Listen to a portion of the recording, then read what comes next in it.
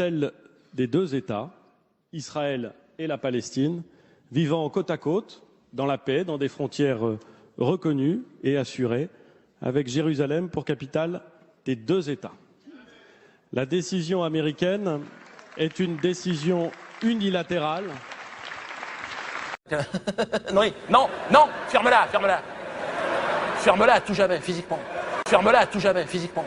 Les députés de la Knesset ont décidé de renforcer l'unité de la ville sainte, quelques semaines seulement après la décision de Donald Trump de reconnaître Jérusalem comme capitale d'Israël.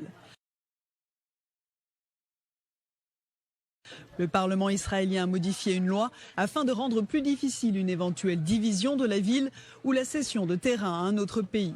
Toute modification du statut de Jérusalem devra désormais être adoptée par une majorité renforcée de 80 députés sur 120.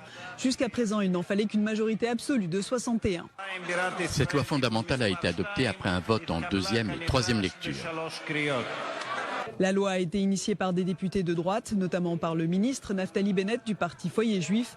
La droite s'est donc affichée soudée face à ce projet de loi qui ferme la porte à toute division de la capitale entre Israéliens et Palestiniens. Qui ferme la porte à toute division de la capitale entre Israéliens et Palestiniens. À toute division de la capitale entre Israéliens et Palestiniens.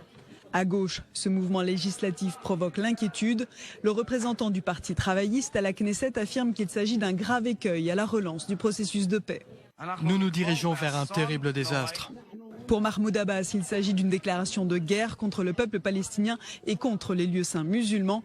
Enfin, le Hamas a lui aussi réagi et appelé l'autorité palestinienne à déclarer les accords d'Oslo nuls et non avenus.